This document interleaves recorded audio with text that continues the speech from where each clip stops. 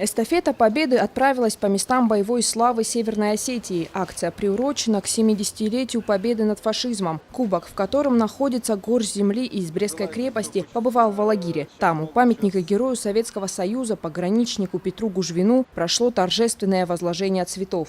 В Алагире совершил подвиг наш воспитанник Ленкоранского пограничного отряда, ныне пограничного управления ФСБ России по Северной Осетии, Петр Кузьмич Гужвин, который на 3 месяца раньше совершил подвиг, закрыл амбразуру вражеского дота грудью, тем самым обеспечив выполнение поставленной задачи взводом и сохранил жизни многим своим подчиненным. Затем эстафета поднялась в Высокогорный Буру на пограничную заставу имени генерала армии Вадима Матросова. Звание Героя Советского Союза военачальнику было присвоено за большие заслуги в деле укрепления государственной границы СССР.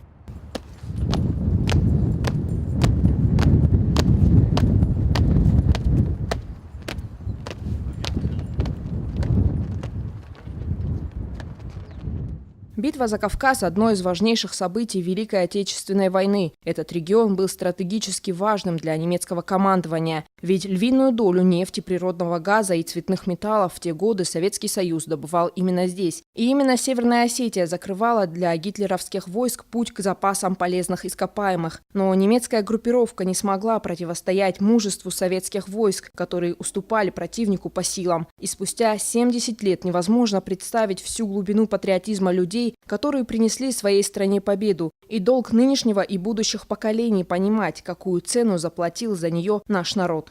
Победа для нас – это вот наша жизнь, в которой мы сейчас живем. Победу сделали наши деды, отцы, воевали, вложили голову за нас.